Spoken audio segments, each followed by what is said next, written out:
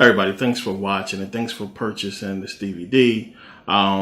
It's a lot of information we got to get into in this DVD. This DVD is really going to be one of the most revealing DVDs I've done, in a while.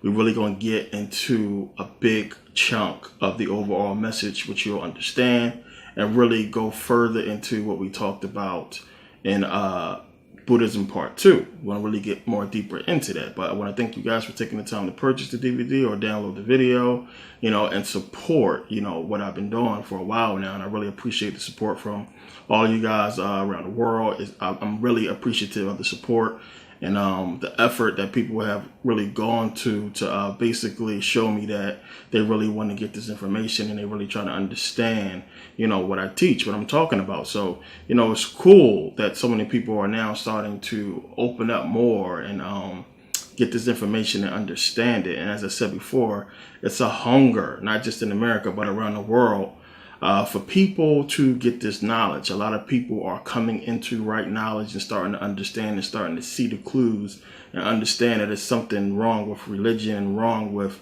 what we have been told, and they have been doing their own research. So I want to applaud you guys and thank you guys for choosing me to convey to you, my research and my teaching. So definitely appreciate it.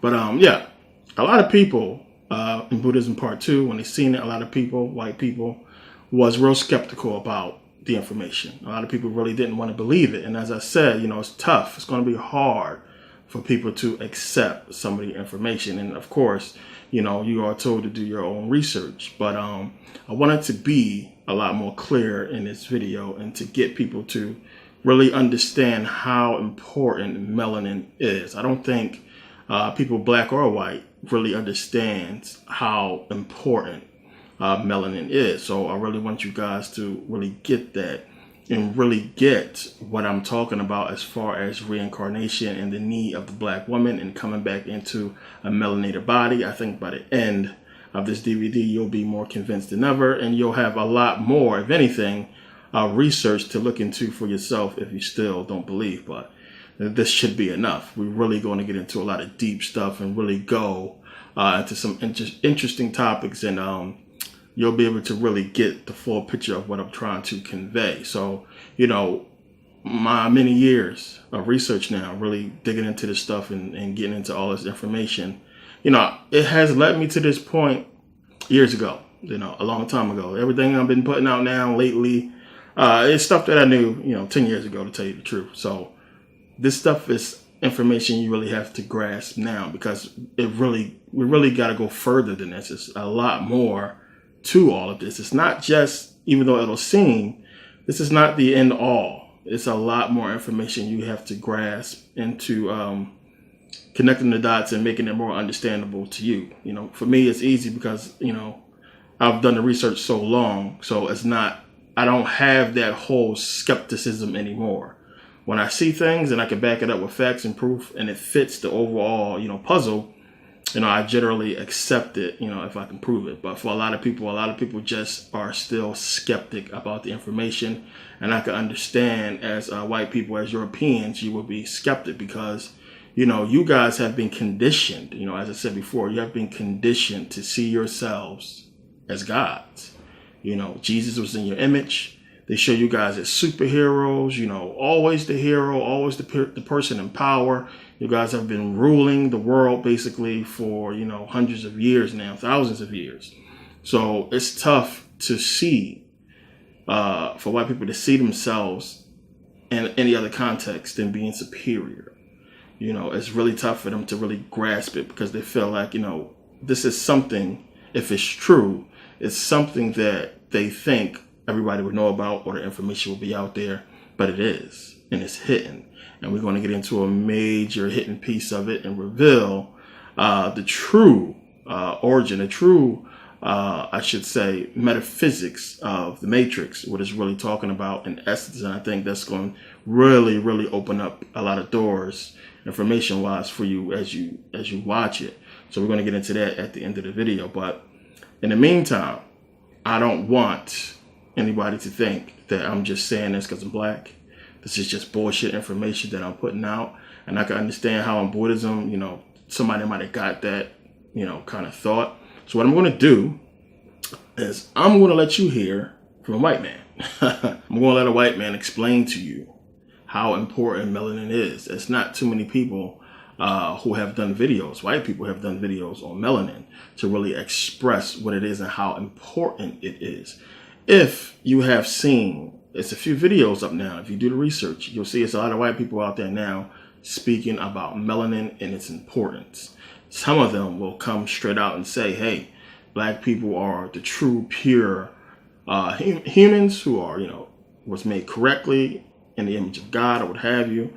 They are melanated, they were here first. And others will tiptoe around the whole topic, as this doctor will, I'm about to show you. But his research and his information that he has to talk about is really important, which is why we're going to really get into his information about melanin. And it's really interesting, and you guys definitely need to pay attention. Now, this Dr. Carl Marat, he doesn't make the mistake of mentioning black people having an abundance of melanin and how important that is for them and what we can do as far as us having an abundance of melanin. He doesn't make that mention of that, even though he'll speak about skin complexion. He is very careful to stay away from black people having so much melanin and not having any of the problems that he's going to mention in the video. Now, in the video, he's pushing chagas. And a lot of you probably know what chagas is. Chagas is a mushroom that basically has the same kind of capacities of melanin. It really can help people who do not have melanin, and it helps with a lot of things. So he's pushing chagas, and he's talking about the benefits of chagas and the benefits of having melanin and what it can do for the body and how you basically need melanin to move forward. So again, I don't want people to think that I'm just being arrogant as a black person, I'm Afrocentric or what have you. I don't want people to think I'm talking out my ass. I want you to hear it from a white man, and we're going to basically use this video to set the tone of this DVD, because we're going to get into a lot of stuff. But take a look. Melanin's role is, in fact, even being rethought in medicine, that, is it really something that just absorbs sunlight, or does melanin have a role in the immune system in the body? And is it really more of an antimicrobial kind of defense against bacteria? Because melanin is found throughout all the animal and vegetable kingdom. And melanin is the very thing that you have in your hair and in your skin that gives you the color. Whether you're more red, whether you're more brown, whether you're tan, whether you're not, is because the melanin produced by your skin in the parts of the cell called melanocytes, or the pigment of your skin.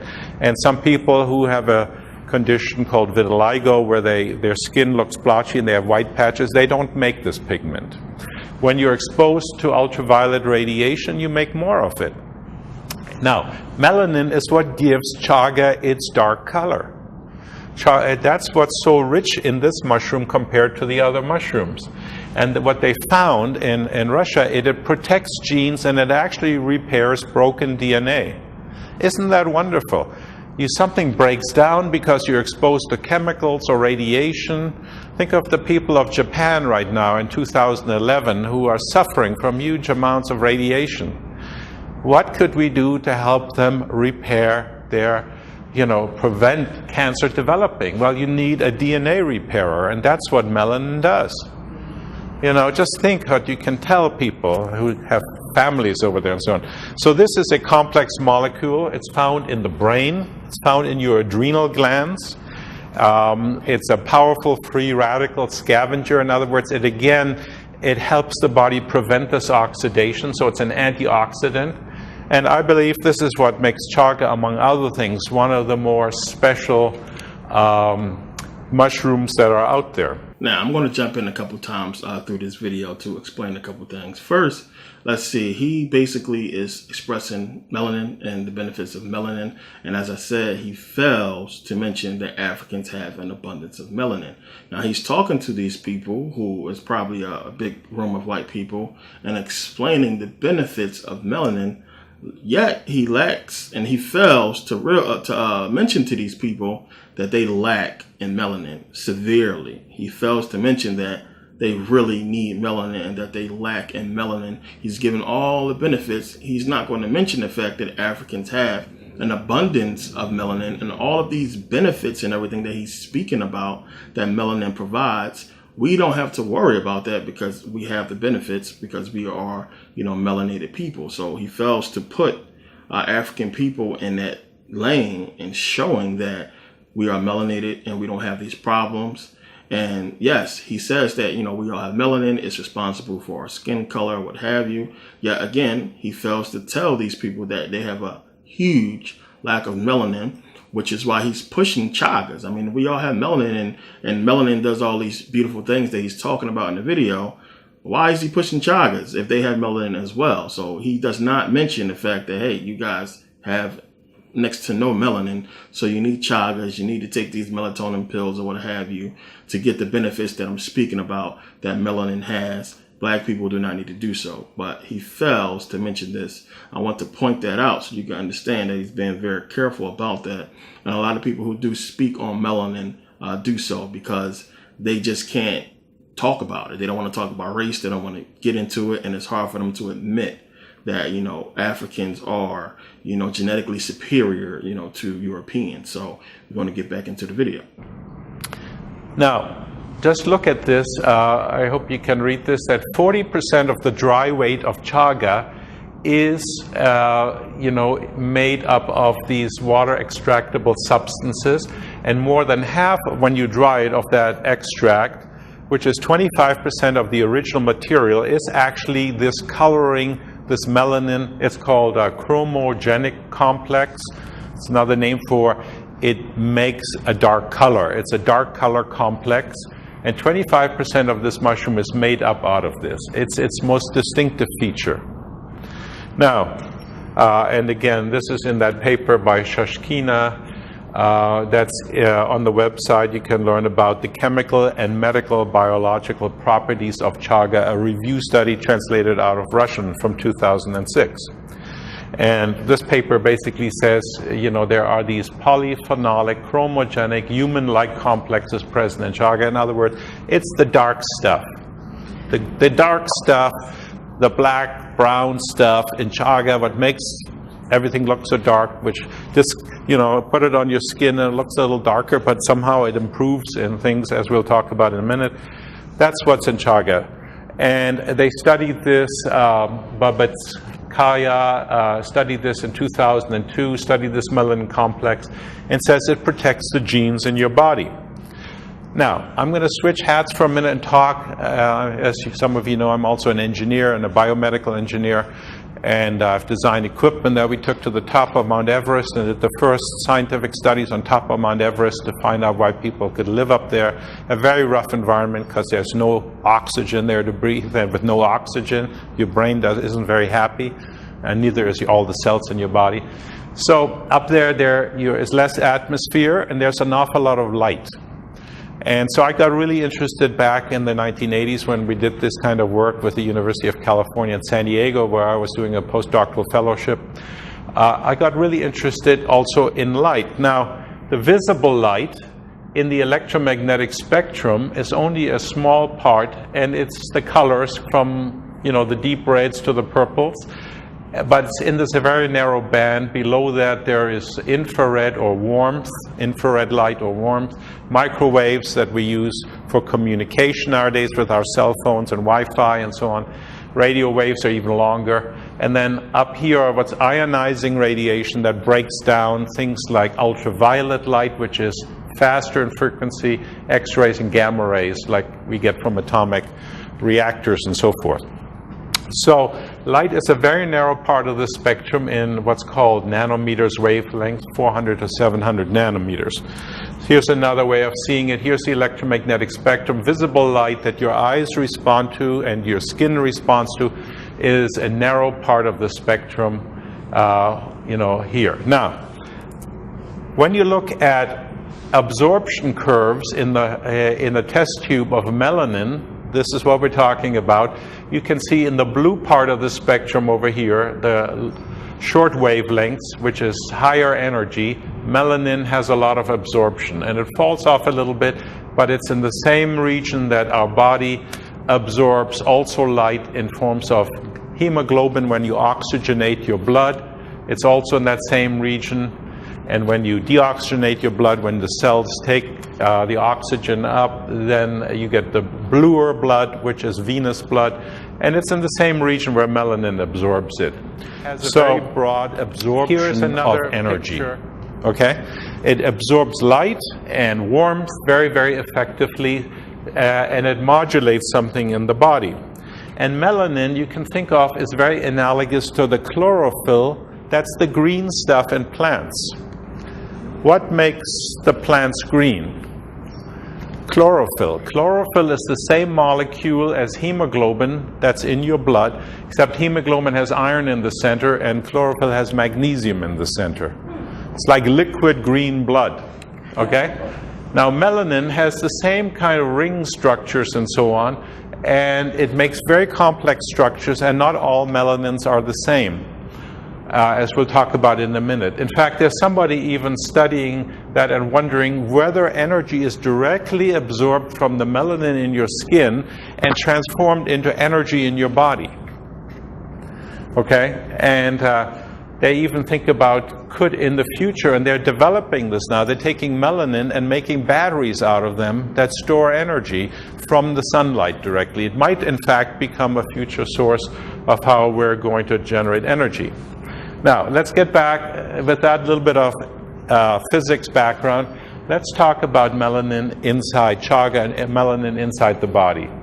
So it absorbs thousands of times more electromagnetic radiation actually than chlorophyll does, and chlorophyll is what we need to make proteins and sugars, especially sugars in the body. It exists in many other tissues, as I mentioned. It's actually a very important molecule in any woman who's having a baby, because the fetus has all this melanin in it, as I'll show you. Okay? And it's thought to be, by some people, a master molecule that actually steers how the body communicates. For example, Frank Barr, a scientist, wrote a whole article, a whole issue of a journal called Medical Hypothesis, saying, you know, melanin is such a special molecule and it's found in the babies, it may have a major role in steering things in the body, in the whole regulatory system. Melanin's role in embryological organization, that's in the baby's organization, and tissue repair and tissue regeneration, may be connected to the major role that it plays to balance the body, that's called homeostasis, in the autonomic, neuroendocrine, and immunological system. So in other words, melanin may play a much bigger role than just absorbing all this radiation, and when you get it into your body, it actually has a major effect on your immune system. Here's a picture of a baby at 35 days of pregnancy, and this is the eye of an embryo inside a mother. It's a very tiny little thing. Notice that the eye is pure melanin. That's an amazing picture, isn't it? To see all this melanin is inside, and when the embryo first forms, there is what's called the dark streak. It's all melanin. So now, of course, we understand they don't give a damn if we have abortions. Think about all that melanin that they can take from the aborted fetuses. So, of course, you know, abortions is not going to be taken away. They could tiptoe around it and say, you know, it's moral reasons and it's, you know, issues with it. But really, they're not going to take away abortions because of those reasons, and because, you know, they actually sell melanin and they extract melanin. So we understand the importance of it. And this is why, you know, they don't really give a damn about abortions. So imagine if they convey this information that he's given on melanin to people in school, to white people everywhere. This is something that a lot of people need to understand and know. Now, of course, you know, back in the day during slavery and after slavery, we have been constantly attacked about our genetic inferiorities to the Europeans, you know, because of their ignorance. They believed that they were superior. You know, we can go to Hitler and this whole race science thing, that Aryans was somehow, you know, superior to everybody else. You have the KKK, you have white supremacists, the neo-Nazis or Nazis or what have you, who believe this, and they have this this feeling. They have this ideology based off their position in the world today, which is they are in the position of power, the European race.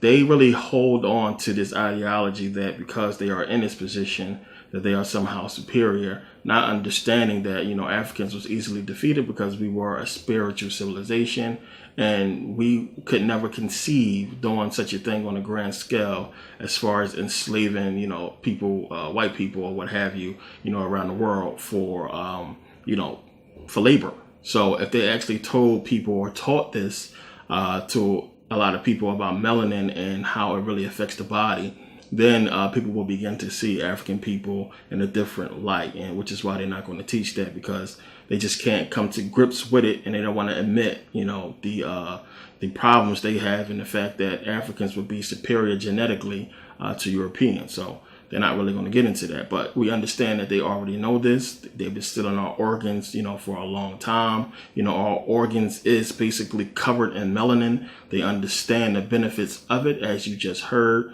And this is one of the reasons why, we have been seeing so many people have their organs stolen. And I don't think the movie 7 Pounds was a coincidence. We have a young black man, Will Smith, basically, killing himself and, giving away his organs. So I don't think that's a coincidence. They always put out movies as to a sign of things that they have been doing or are getting ready to do. So let's continue the video. Okay, here's an example of a plant. It's an eggplant that has melanin in it, and a genetically changed one that is no melanin in it. Notice the size of the two difference. I mean, this is an indirect indication that melanin, directly can transduce energy in the vegetable kingdom. Now, the body is a living matrix. And you really want to get this, because this is kind of part of the operating system of your body. And I know that as we're talking about it, you really have to strain a little bit to stay with me, but I think it'll make some sense here.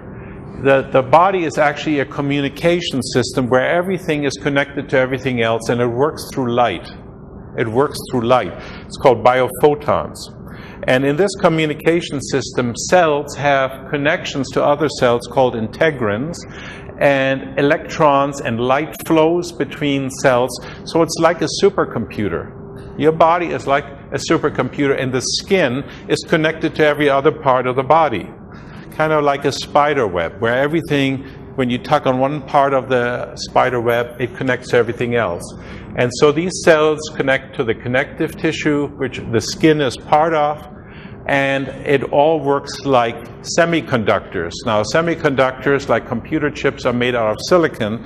These are living semiconductors. Your body is made out of this complex supercomputer that figures everything out, and this is what energy medicine is all about. And when you put chemicals or drugs or lotions or pesticides or mercury from dental fillings that are leaking into your body, then this matrix gets upset. This matrix does not function. The energy doesn't communicate well. And this is where chaga is, I believe, very useful, because it helps you detoxify from all of this. Now, here's another form of radiation that's now in our environment. It's called, this is from 1990 to 2007. This is the exponential rise of cell phone use in the United States. This is the increase in 2000 to 2010 of radiation in the environment. This is what we're living in. Here's an example. I just brought one of my little, this is a meter that measures the microwave in this room that you're sitting in. Okay, this is measuring that. You can actually hear, the wireless. I can point it exactly where the most radiation is coming from. These are the communications. That is your Wi-Fi that's in this hotel. This is what people are living in nowadays. In this, we don't know it because you don't feel it, you don't have a sense for it. You need a machine, or in this case, a microwave detector, so you can see it. So I'm mentioning this is because we are changing as a species, and the kids are changing. Have you noticed how the kids are changing in school? They're not learning so well. They're living with their iPads and their iPods and their cordless telephones and everything else, and they're constantly being irradiated. Well, the studies are coming out of Sweden now is showing that after 10 years, exposure to cordless phones and cell phones, if you're under a teenager doing that, you have a 5-fold increase in brain tumors. Now, this is not being generally talked about, and I don't want to scare people. I just want to tell you what the studies are beginning to show, and it's highly controversial. But you need to do prevention about this because everybody's using these communicators, and if you read the fine print on them, it says, don't put closer to 1 inch next to your skin. Look, read your manual. It's a really fine point if you have an iPhone, or, if it's a BlackBerry, it says 1 inch. So, this is microwave radiation, but it's modulated once, as you can hear, and that's what the body isn't happy about. So, because of this radiation, there is about now in cities between 100 to a 20,000-fold increase in background microwave radiation since 1980, because we've put cell phone networks up.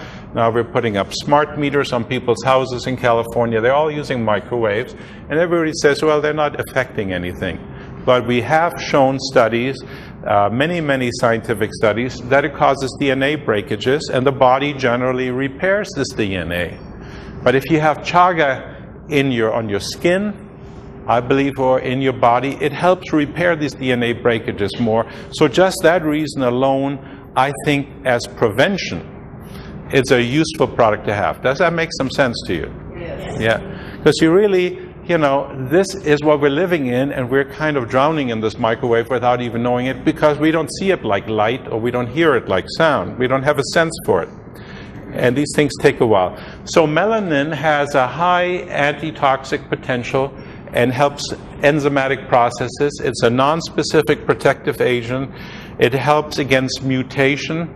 It's capable of interacting with other chemicals called xenobiotics that cause oxidation, like heavy metals and other things. The body gets rid of them. It's one of the biggest things. And it has a photo and radioprotective activity. In fact, animals fed chaga, as I'll show you in a minute, live longer when you irradiate them with gamma rays, those really high-intensity rays that come from atomic bombs and from nuclear reactors. They live a lot longer when they take chaga. They've done studies in animals. Here, 305 days versus the control group died in 186 days. Now, I'm not suggesting any of us get exposed to gamma rays or whatever.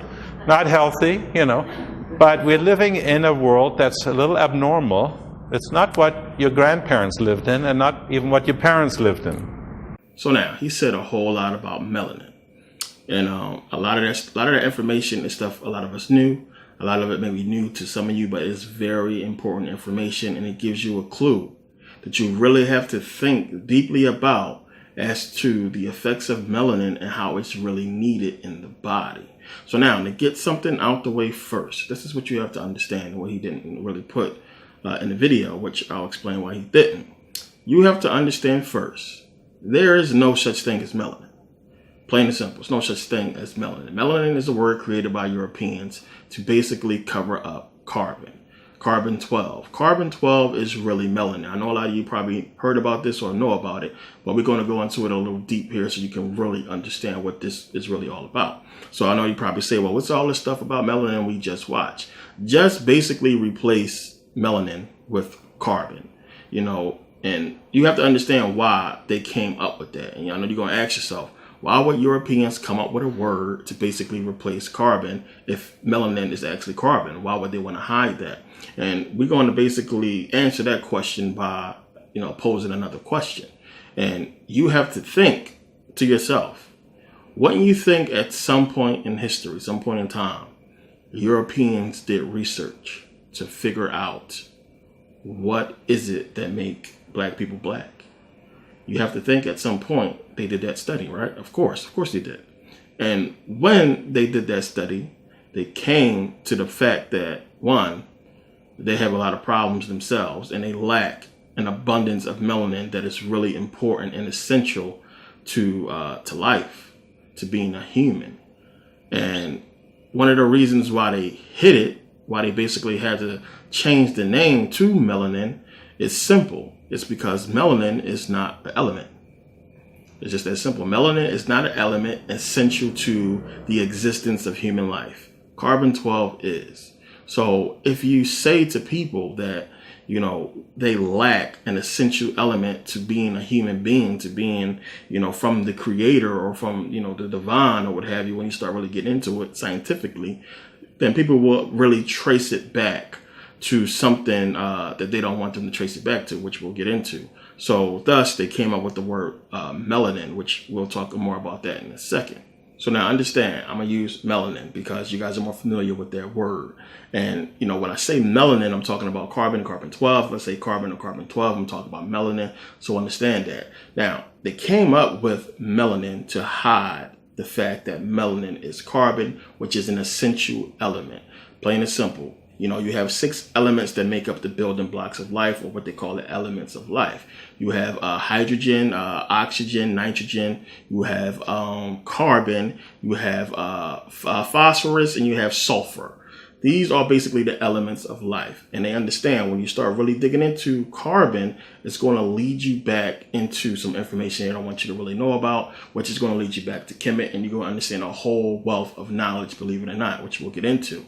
So when you look at these elements, of course, you do not find melanin. So, what is melanin? But you do find the properties of melanin in carbon. So let's take a look at something called carbon black. So now we're going to see the same benefits in melanin we find in this carbon black. So now it says carbon black is a form of polycrystalline, which polycrystalline is like a liquid crystal, polycrystalline carbon that has a high surface area to volume ratio, albeit lower than that of activated carbon. Now it says down here, the most common use, 70% of carbon black, is as a pigment and reinforcing phase in automobile tires. Carbon black also helps conduct heat away from the tread and belt area of the tire, reducing thermal damage and increasing tire life. Carbon black particles are also employed in some radar absorbent materials used in the reduction of the radar cross section of aircraft and in photocopier and laser print toner and other inks and paints. The high tinting strength and stability of carbon black has also provided use in coloring of resins and films. About 20% of world production goes into belts, hoses, and other non-tire rubber goods. The balance is mainly used as a pigment in inks, coatings, and plastics. For example, it is added to polypropylene because it absorbs ultraviolet radiation, which otherwise causes the material to degrade. So we can see carbon black. Carbon has that same type of properties that melanin has as far as shielding from heat. They use carbon black to make the TV dinner trays as well. The ones, microwave dinners you put in a microwave. But, they use it to keep, the tray from melting before your food gets cooked. So you can see they use carbon black in a lot of things. They use carbon black in the towels for the space shuttle they use on re-entry. So many different things you can find carbon black in, having those same properties as melanin, and it's something that a lot of people have no clue about. A lot of people don't even know about carbon black, but you can see how they go hand in hand. So of course, they want to basically cover up melanin, cover up carbon, cover up the fact that it's an essential element in life. And if you go out and you tell, white folks that they lack an essential element and creating life, then you will understand why they have so many problems, so many health issues. You will understand, one, that Africans are superior because they're genetically dominant, more superior than Europeans. And of course, this is something that they do not want people to figure out. Now, also, when they're doing this research, because we're basically talking about what they're going to find out when doing the research on what makes black people black. Understand this, grasp this. At some point, they had to do the research, and they did, of course. And in doing the research, they figured this out, and they figured out a whole lot more. So now, in doing their research on what makes black people black, they will find out, one, that it's carbon. It's carbon-12. Carbon-12 is essential to the building blocks of life, and African people have an abundance of it. So upon further research, they will find out that carbon has 15 isotopes. Of those 15 isotopes, 2 of those isotopes are stable. That's carbon-12, carbon-13. Now, carbon-12 makes up 98.93% of carbon. That's like most of the carbon. Carbon-12 is most of carbon. So they would ask themselves, well, damn, what is so special about carbon-12? How do you get carbon-12? And they will understand that you get carbon-12 through the triple alpha process, what they call the triple alpha process. Now, the triple alpha process involves 3 helium-4 nuclei. So you have 2 helium-4 nuclei that basically fuses, right? They fuse and they create barium-8. So you have 448. So 2 helium-4 nuclei fuse, you get barium-8. That barium-8 then fuses with another helium-4 nuclei and gives us carbon-12. So 8-4-12. So then carbon-12, we know carbon-12 is 6 electrons, 6 protons, 6 neutrons, which gives us carbon, which gives us man. So again, 666 in the Bible. I talked about this before. Boom. It goes back to carbon-12. This is major for them. It would blow their mind when they figured it out. And one of the main reasons why it would blow their mind is because they would know that the triple alpha process also can be found in the formation or the creation of stars. So it's like, well, damn, these people are a sun. And you can understand now, and you start taking this stuff back to Kemet. Damn, this is what the Egyptians was talking about. And there's so much more into this. But they will understand that it's something really special about African people. It's something special about these building blocks. And when you put all this stuff together, it really leads you to an unbelievable conclusion about the power of melanin that they lack. So now, as I talked about in the Saturn-Satan series, when we got into the planets and everything, and I talked about, the solar system coming in existence due to a supernova, as science explains. I mean, think about that. So when you understand supernova is an explosion of stars. And I talked about how everything comes together and what have you. When you understand that, and then you look at the fact that, these elements, the building blocks, can be found completely 100% in African people, it would blow them away. And as I talked about before, you have consciousness creating energy creating elements, and those elements creating, physical matter, everything that we see, the planets or what have you. So they would look at this carbon-12, which they have to cover up and change to melanin, something different than carbon-12, this element. But they will look at it and see that, African people can be traced back to the Creator, can be traced back to consciousness itself, this energy. It's crazy when you really start breaking it down, and this is what they would find out. Again, you got to ask yourself, how all this stuff get here? Where did all this stuff come from?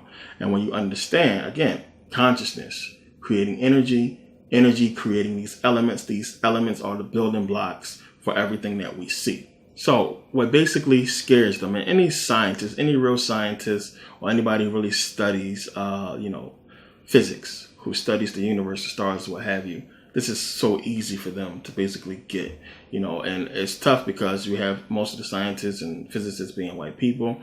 And for a lot of them, they would not come to this conclusion, and they most certainly probably wouldn't write about it and put it out there for people to criticize them on and call them traitors or racist or, anything or what have you. So this kind of information is just really known in, secret societies, and it's just not really put out there, for people to really just get easily. So you have to understand, one, if the universe, the Creator, God, whatever you want to call it, if the universe manifested itself into a physical body, it would be the black woman. It's just that simple. They understand that. So now check this out.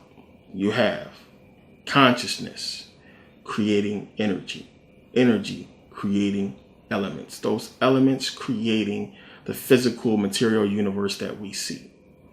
Black people are made of those elements. We are energetic beings. We have a consciousness.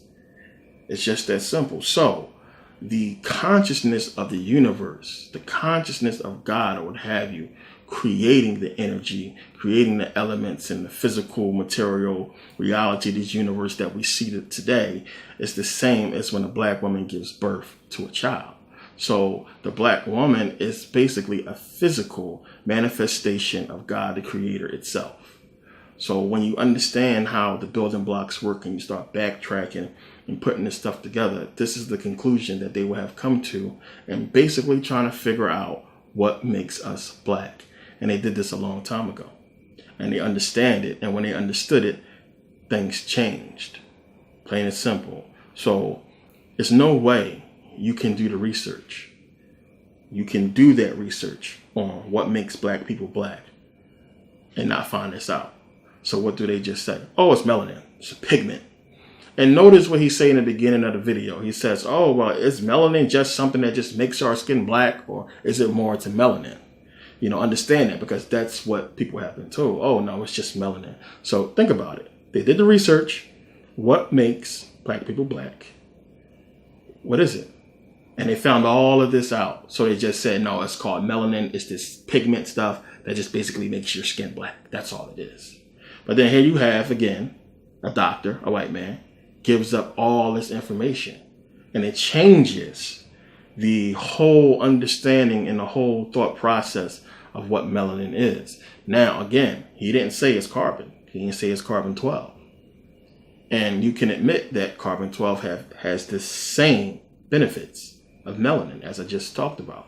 So if he is to say that, melanin is carbon-12, and, you know, it opens a whole door to so much more information that they obviously don't want people to know and to trace back to the Creator, which is what we trace back to. So you got to understand, it's a lot more to all this. You know, you still have to be a highly educated being to put this together. This is something I know people want to say, well, how do we form? How do we become humans? I know people want to think about that, but this is something that does not happen by accident. We are too complex for that. So, you know, Khnum, molding man on the potter's wheel, is telling you that we were fashioned, that we were created. And you have to understand there's a lot more into that, which we'll get into down the road. So it's not like, you know, Big Bang form and the planets form, and then eventually we just formed out of nowhere. We were created by something, because it's too complex to just happen, you know, like that. You can really look at the physics of planets coming together, but us, totally different. So now when you start understanding all this stuff, when you start really getting into it, you come to the conclusion that, you know, black people, there is absolutely no reason why we shouldn't be able to manifest any physical material thing that we want with our consciousness. Plain and simple. Especially since our subconscious is tapped into the energy of the universe. And it is. This is why I always tell you we have to gain control of the subconscious, because it's tapped in. And this is why they do everything that they do. So we do not gain control of that. But it should be no reason why we shouldn't be able to tap into it. So you got to understand, when you start really thinking about the process and thinking about how all this stuff deals with consciousness and what have you, then, you know, you come to the conclusion that, well, consciousness is just, you know, something that is the most powerful thing that we can really break down to. Because if consciousness is creating this energy, and this energy is creating elements, and elements creating everything that we see, then consciousness must be the Creator, must be God. So you have to really, you know, really get into this kind of information when you start studying energy. And this whole energy that I'm talking about, we tap into, is what they call the unified field. You probably heard of unified field theory, which I do not like to really dig into and talk about, because, you know, energy is infinite. It's everywhere. When you start trying to break this stuff down into little categories and stuff like that, you lose sight of what energy goes back to. Because, you know, we're talking about science here, and science basically deals with what they can prove.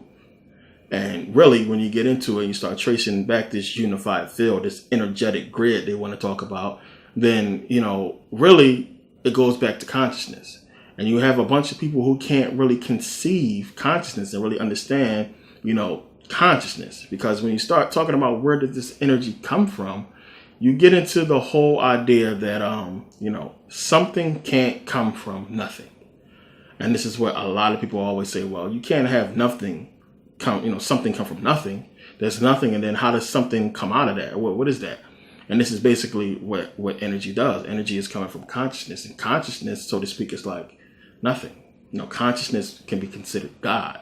When you read the Bible, when they say, the Christians, that God is everywhere, consciousness is everywhere.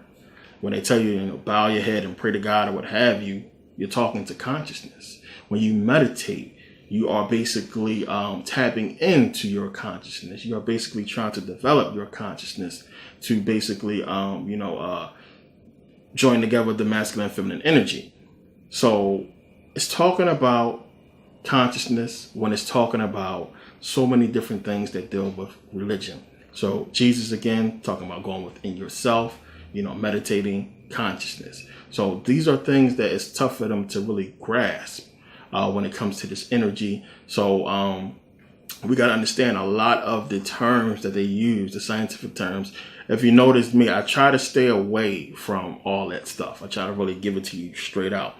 We can get into a lot of the technical stuff when it comes to all this stuff, but really, it's just basically what it is. You have consciousness creating energy, energy creating these elements, and then, these elements creating everything else. Now, if you really want to get into that process more, we can start thinking about sound and everything like that, and vibration and all that, as I talked about in Saturn and Satan series. All that stuff fits in.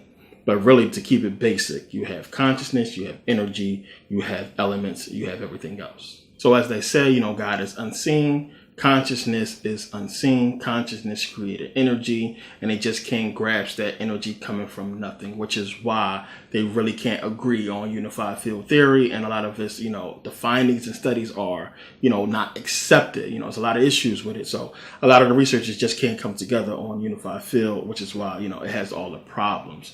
But now let's go back and let's get into ancient Kemet. Let's go back to ancient Kemet and let's just look at the creation story. So as I said, consciousness created energy or what have you. So you have Atum. Atum would basically be consciousness. Atum created Shu and Tefnut. So you have Shu, which would basically be energy. Tefnut, which would basically be the elements. So Shu and Tefnut, we get Nut, which would basically be the sky and, planets, the universe, or what have you, if you want to say that. And we have Geb, which would basically be, Jeb will be the earth.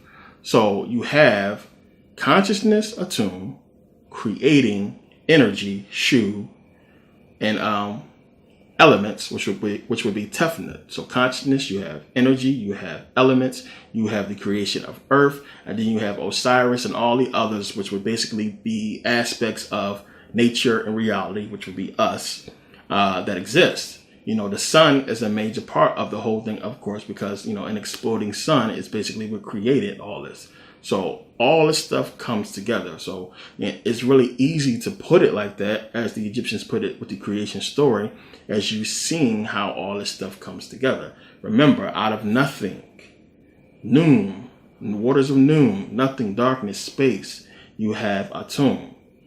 So Atum, consciousness. Remember, as I said before, consciousness needs existence in order for itself to exist. Consciousness needs something to perceive in order for it to exist, basically. So consciousness perceiving existence.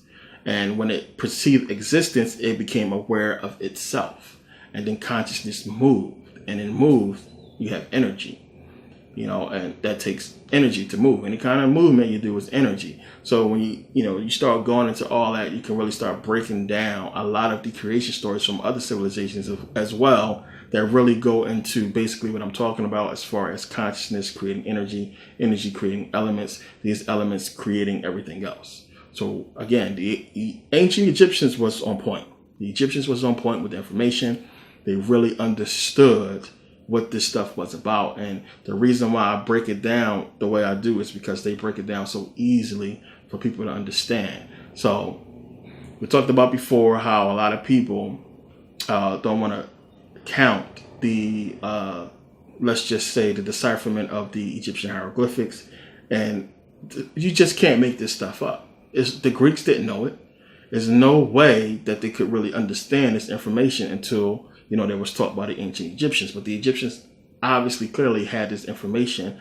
And when you look at the symbols, because this is what you really have to look at, we can go by what they say, the symbols say, letter wise or what have you. It don't always equal up. I like to read the symbols itself. I like to look at the actual symbols, and then you can start putting it together like a picture, like as far as what it's trying to say. But we can only speculate on some of the stuff. But when you start putting together the pictures and putting together information, and you start getting stuff like what I just said, it all start to make sense with actual science. So we got to think about all the civilizations that basically revere the sun and worship the sun or what have you, how they must have had this understanding about the sun and about, this whole process. So the sun, this is why they coupled the sun with Atum. So you have Atum, which I said is consciousness creating energy, elements, what have you. And they coupled them with the sun, Ra, Atum Ra, because the sun, again, exploding, that supernova creates everything too. So you have Atum Ra, you have consciousness and the sun being creators. So this is why, you have the whole thing with the sun and Atum Ra and everything else. And when you really start getting into Egyptian mythology and all the information, it just all adds up to things that we already found in science and physics. So this is stuff that it's like, when people talk this stuff about Kemet and start talking against it, what have you, it's proven. It's just no way around it. It boggles the mind when you understand how much they knew and how they metaphorically put it into these mythologies, and it all goes back and relates to math, science, physics, or what have you. It's an amazing thing. So now, of course, they had to come up with the word melanin to cover all this stuff up, because believe it or not, when they start doing their research, it all goes back to here. It's just no way around it. When you start digging, because that's what I did. I did the research myself, and I started digging, and it leads you there. So, they obviously, it took them somewhere where they didn't really want to go, and they don't want people to know, thus melanin. So now also, when you look up the etymology of the word melanin, you see it's Greek, of course, Greek. So melanin, goes back to Greek. It means black.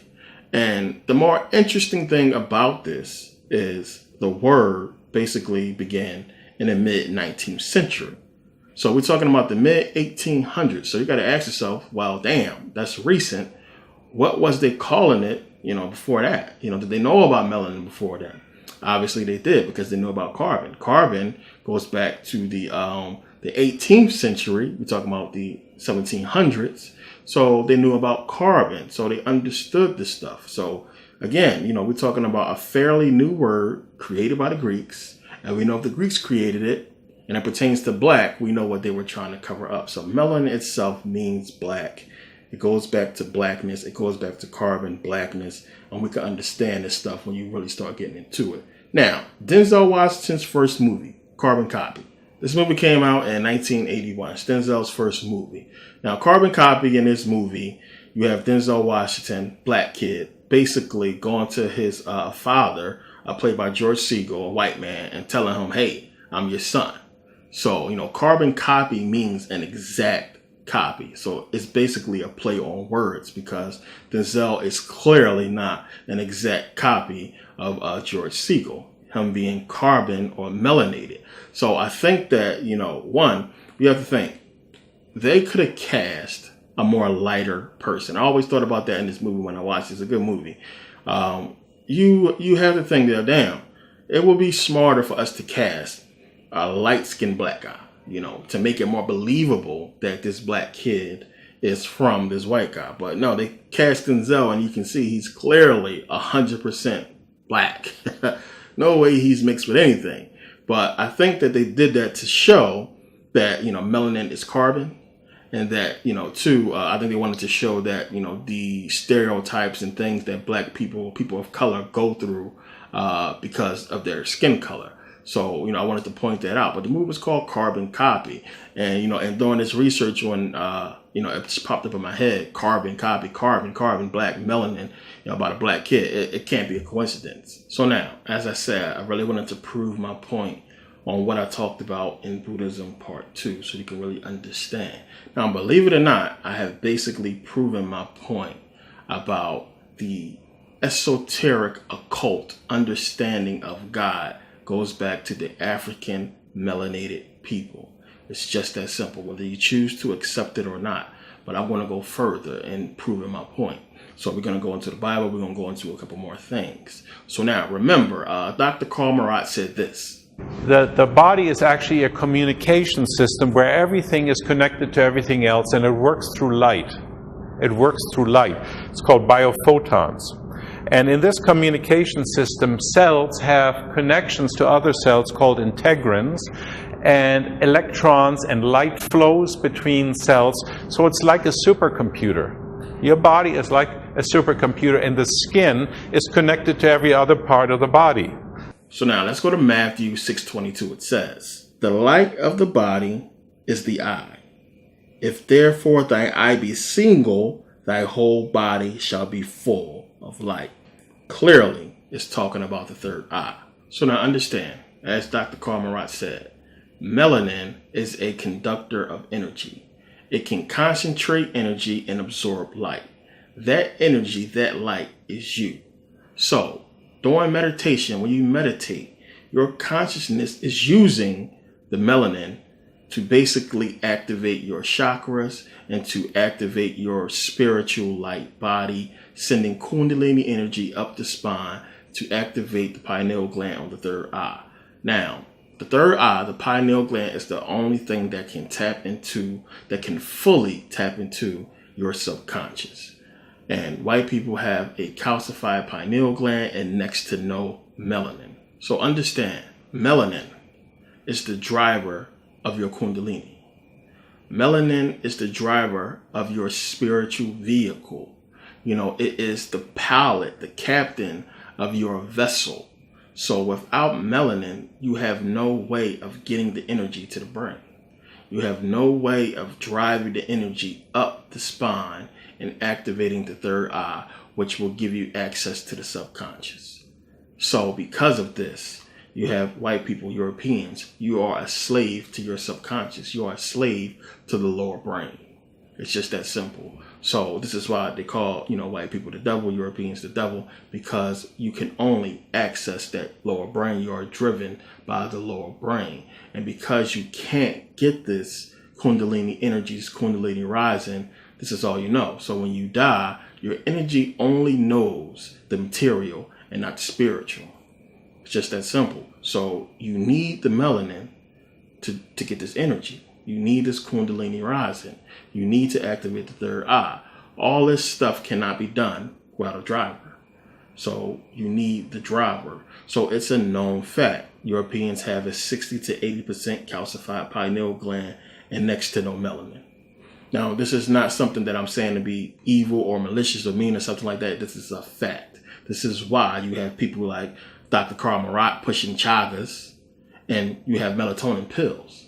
So take the hint, take the facts, do the research. It's not somebody just being, Afrocentric or, spewing hate. This is somebody who's trying to help you and get you to understand what they do not want you to know. You need to grasp this. You need to understand, what's going on. So you have to get it. This is a fact. So when you get into energy transfer and you start understanding how this stuff works, and you have a lot of Europeans who do yoga, who meditate, what have you, because they have a sense for it. There is something embedded within them deeply that understands that they need to do this, which is why, when you start to get this understanding, you have a lot of Europeans that say, well, I need to get into yoga, I need to get into this. And you have a lot of Europeans who try to be spiritual, but they can't really grasp it, and it's so many signs that we see that this is the truth. I mean, it's one of those things that when you have melanin, it's attaching you more to the spiritual. People are more spiritual, which we know we were in Africa and still are, more spiritual than, material, which is why they gave us the Bible and use spirituality to control us, because they know we're full of melanin, we're full of spirituality. So you see a lot of symptoms in Europeans that show up to show that they don't have this spirituality. They don't have this sense of the spiritual. Like I was talking about before with, white people hunting and just killing animals for nothing. That's not even done in nature. When they hunt, they don't kill for nothing. It's not done. They kill for food. That's it. It's not for sport. So that's one thing we see that Europeans do. So a lot of people say, well, black people hunt too. Yeah, this is what we was taught from you. So remember that. But hunting is one thing. And just the overall disregard for human life. And it's not all of you, of course, but you got to understand when we say that there is no empathy. It just shows up in so many different things. And it's not your fault 100% because you have been taught this hatred. You have been taught to basically go away from what you should be going towards. So when I watch shows like Barrett Jackson or Meekum, these car shows, the car auctions, I don't know if any of you guys ever watched, but you have a room full of rich white folks and they all white. I've never seen one black dude in there. Maybe once, possibly he could have been black, I'm not sure, but usually full of white people. And they spend thousands, hundreds of thousands, millions of dollars on one car. A car that they just going to put in their collection and sit and look at. And there's children starving all over the world. This is what I mean. That not having the empathy of the implications of that. And we can see with hip hop music how they try to get us to basically do these same things. You see black people buying Bentleys and spending all this money. And this is what we have been taught through this system, to basically try to, destroy what makes us spiritual. So we spend all this money on Jordans and stuff that we can't afford, and we not understand they basically trying to change us into what they are, either to mask who they are or to make us who they are, and then they try to become who we are because we see they copy us. But you got to understand, the signs show up of a non-spiritual people. We're more spiritual. You have a lot more black people be going to church. A lot more black people was into it. And what really gets white people stimulated with the whole religious thing is not just the fact that Jesus is in their image, but it's a mental thing. It's just like, it's knowledge, information. They really go hard based on the information what has been taught for thousands of years. They go hard based on what they believe is proof and evidence of it, not in a spiritual sense, but in the sense of factual information, what they believe is true. And you have a lot of Europeans that just want to believe, well, Jesus was white. The Egyptians was white. We get this argument that they want to believe that it had to be white because we ruling, we on top, everything white, white, white. And they can't grasp this concept. They can't really grasp when you start really digging into this stuff, how, it really goes back to African people. So now and again, it's not hard when you actually start doing the research to understand about the pineal gland and understand about melanin when you really start digging into it. And again, there's a lot of people out there beginning to start talking about melanin because they start to understand they have been lied to, and it's a lot more to melanin than people understand. So again, I know a lot of people are in denial about this information. A lot of people just don't want to accept it. I got a lot of emails from people who just really couldn't grasp it and had a hard time. I was called Afrocentric. A lot of people was really upset about the information, but it's going to be a lot more clear in this video. You got to understand that the information is out there. They would not be making chagas or pushing chagas. This Dr. Carl Marat would be pushing it if this wasn't true. You wouldn't have melatonin pills if this wasn't true. It's true. It's information that's out there that you can figure out for yourself. So people are not just out there being Afrocentric, which I hate that word, and they're not out there trying to bash white people and make you look bad. It's a simple fact that your own white scientists are speaking about, and more researchers are doing research on, because there are a lot of benefits that melanin has. There's so many diseases and illnesses that white people just wouldn't get if they was black. It's just that simple. So melanin is important, and it's important for people to start knowing about it and its effects and understanding, more importantly, that African people have an abundance of it, and that we are the original man, and that you basically need us to figure out the problems with yourselves. And this is one of the things they don't want to do, because then you have to look at us in a different light. But back to the Bible, the whole body is, if the eye is single, the whole body be full of light.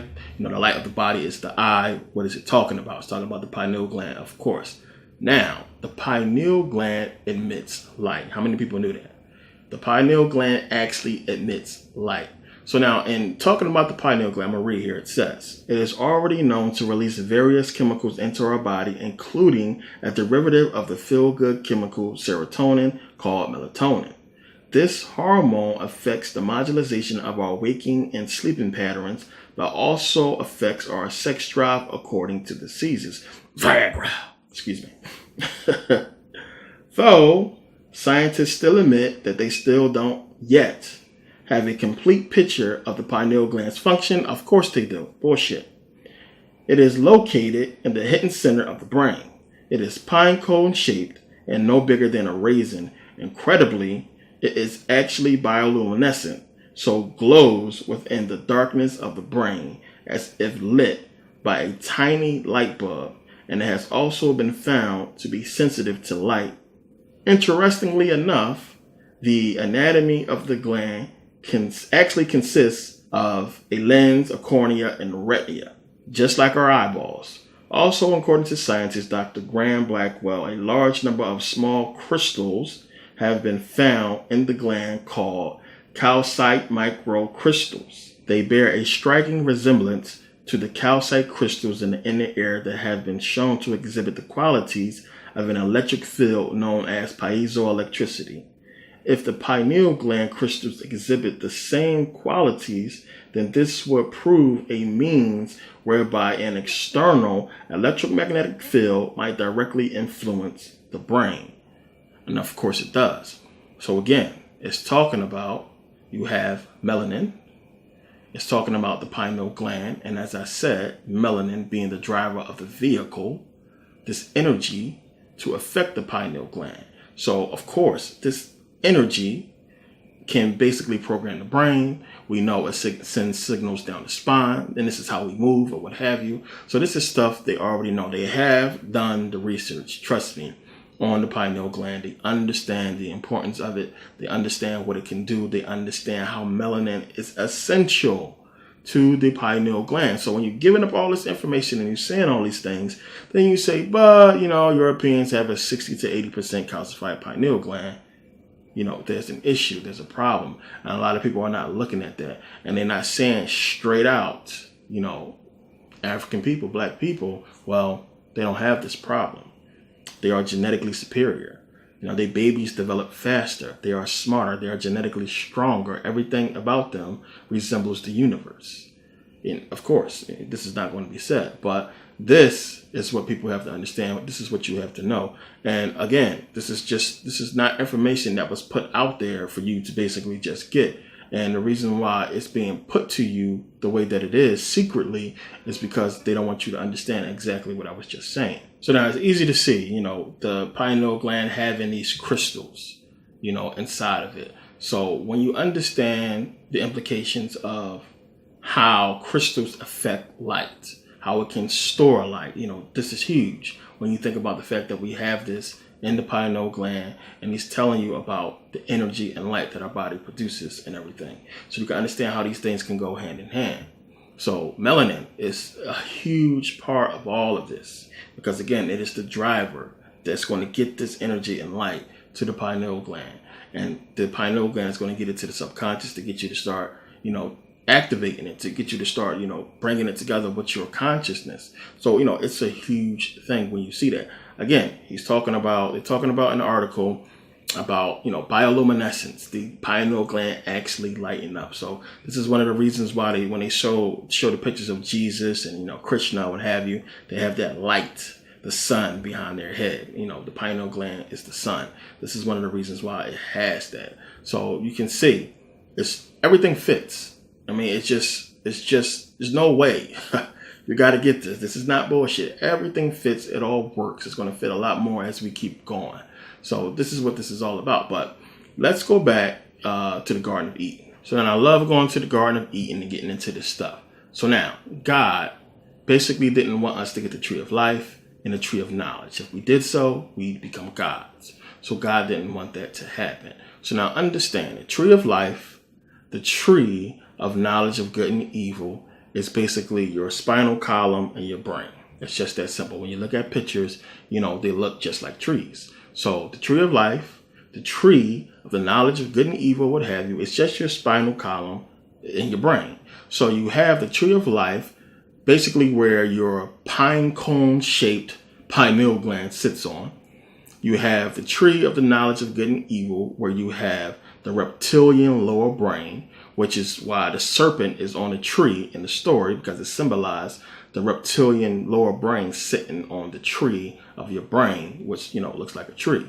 So this is what this stuff is all, getting into. So now your brain, or your pineal gland, I should say, sits in the middle of your brain, basically protected by the two cerebral hemispheres, which the Bible gives us the two cherubims that's basically protecting the tree of life and the tree of the knowledge of good and evil. So you have the two cerebral hemispheres and the two cherubims. Same thing. So it's giving you the brain right there. You have the brain that's like a tree. You have the cherubims protecting it. And you have the tree of life. You have the tree of the knowledge of good and evil. So metaphorically, if you really want to get into in the Garden of Eden, it's breaking down the brain. As I said, we fell because of the lower brain. So you have the lower brain sitting on the tree of the knowledge of good and evil. That lower reptilian brain would be the evil, or, bird brain, limbic system, prefrontal cortex, or what have you, would be the good. So you have good and evil basically on the tree of the knowledge of good and evil. You have basically the pineal gland being on the tree of life. And this is what God is protecting us from. So it's easy to see when you start breaking down the story metaphorically. What it's talking about is talking about the brain. So now Led Zeppelin, wrote a song called Stairway to Heaven. Everybody knows about this song. When you play it backwards, it's a song to Satan. Everybody heard about that. So why did they make that song? Stairway to Heaven is actually a Masonic saying. It's something that you learn about in the 33rd degree of Freemasonry. Now, the stairway to heaven is actually your spinal column. Plain and simple. Your spinal column has 33 vertebrae. 33 vertebrae leading up to, the brain. So again, we know Satan is on the tree of the knowledge of good and evil. So you have these stairs leading up the spinal column, leading to the brain, or to the reptilian brain, to Satan. So thus you have the song to Satan when you spin it backwards. So you have, 33 vertebrae, you have 33rd degree of Freemasonry, you have 66 books of the Bible. And we know that King James was a Mason. They put together the Bible. They hid all that Masonic information within the Bible, which is why you have 66 books. Masonic, it's all Masonic. And we know Jesus, everything about him, deals with Freemasonry. Just that simple, as I did a video on. So it says in the song to Satan that he will give you 666. So you have 33 vertebrae, 3 and 3 is 6. 33 degrees of Freemasonry, 3 and 3 is 6. You have Jesus, who died at 33. You have 3 and 3 is 6. So he will give you 666. It's talking about all this stuff. When you start going back, if you got into this stuff, when I was studying Aleister Crowley, I was really into it. And by the way, they wrote that song in Aleister Crowley's house. They bought his house and wrote that song in it. But when I was studying Crowley, I got into heavy metal hard, really started getting into the music because I wanted to really learn and listen to what they were saying. Ozzy and Led Zeppelin and, Queen. Queen got some crazy songs.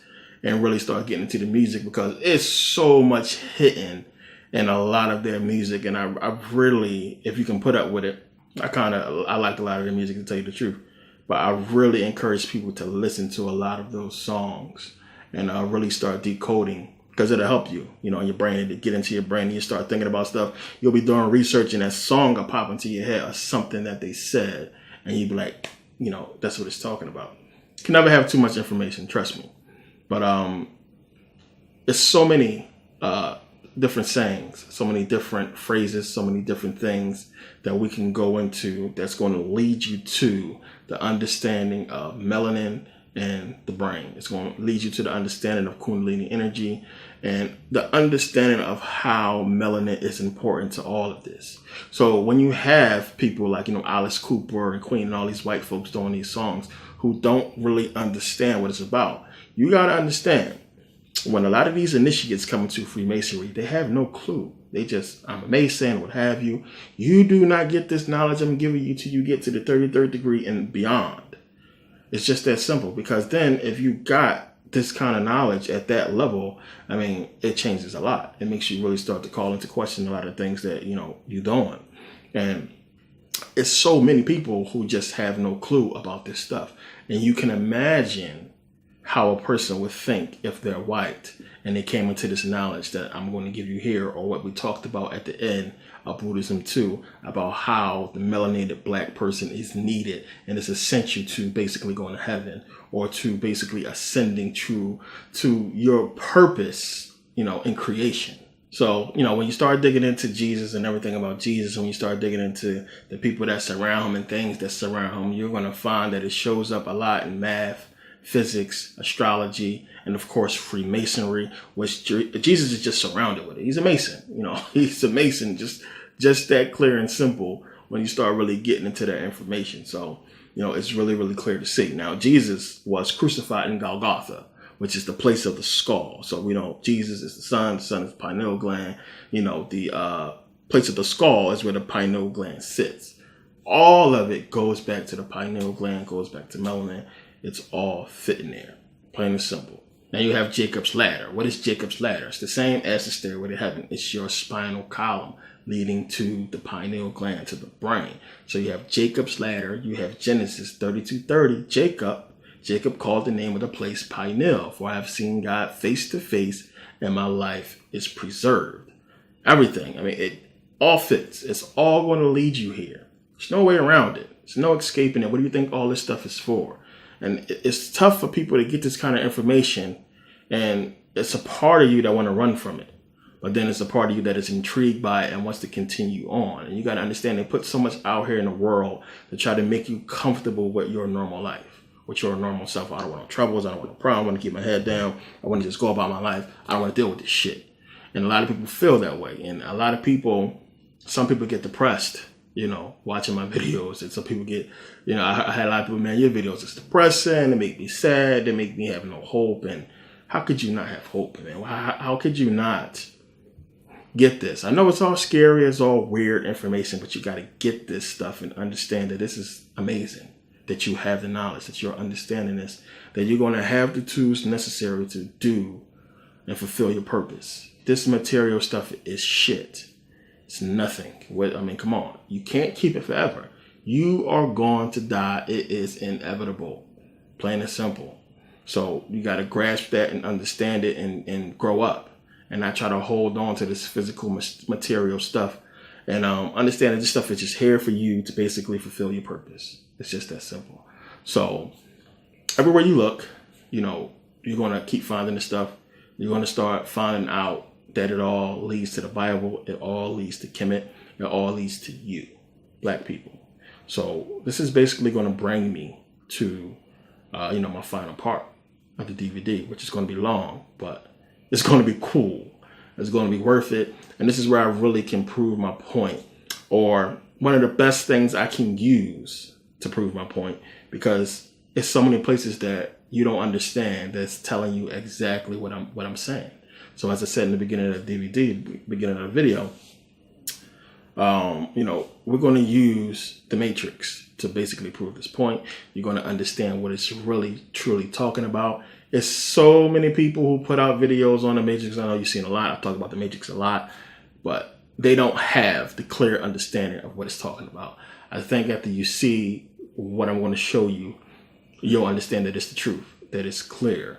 And it's a lot that it entails, but everything will piece together and it'll fit, and you'll get it. You'll start understanding that, damn, it's the truth. This is what it's talking about. So, this is going to be one of those things where, you're going to have to probably watch twice after we go through all of it and really get it.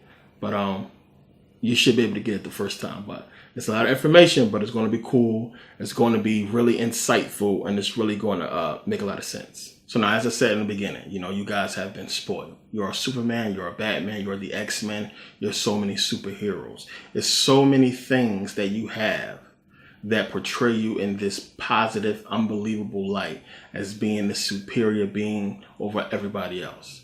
And the fact that Europeans are in power is another thing that just gives you this validity, and a lot of people are arrogant of that, and this ego that's going to keep people from really grasping this kind of information. And the only way you can really convey it to them is to do things like this and put it into things that can be proven and seen and stuff that they know about. So The Matrix is just one of those movies where everybody knows it's talking about hidden stuff and that it goes into a lot of things.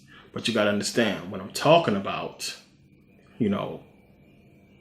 the Europeans needing to reincarnate back into a melanated body, you have to understand that esoterically in the occult, this is the sum of all that information.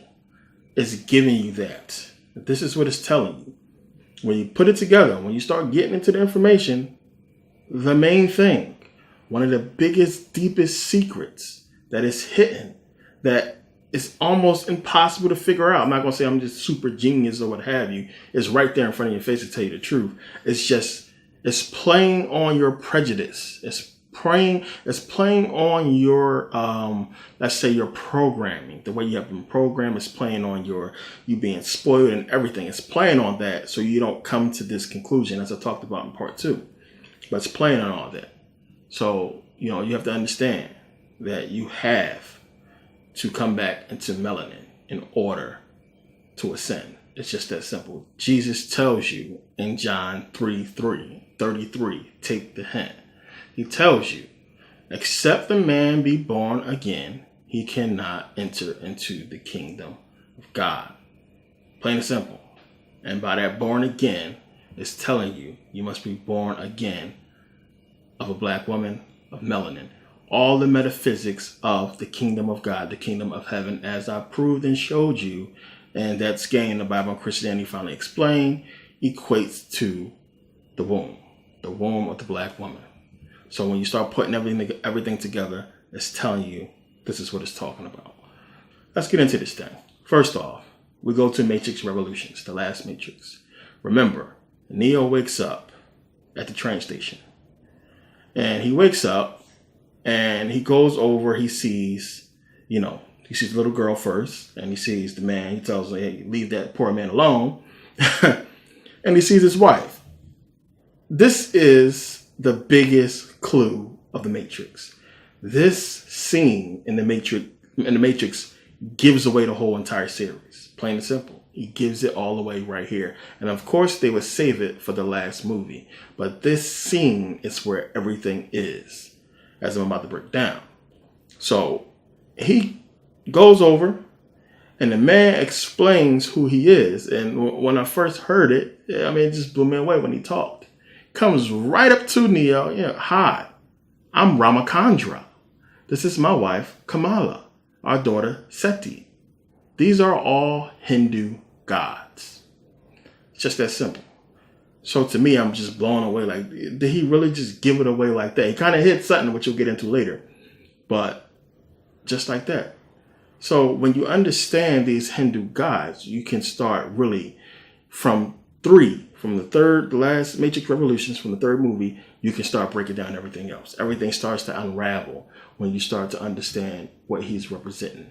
Now remember, he comes over, he says, I'm Ramachandra, and we know Rama, which would be short for Ramachandra, he is dealing with reincarnation.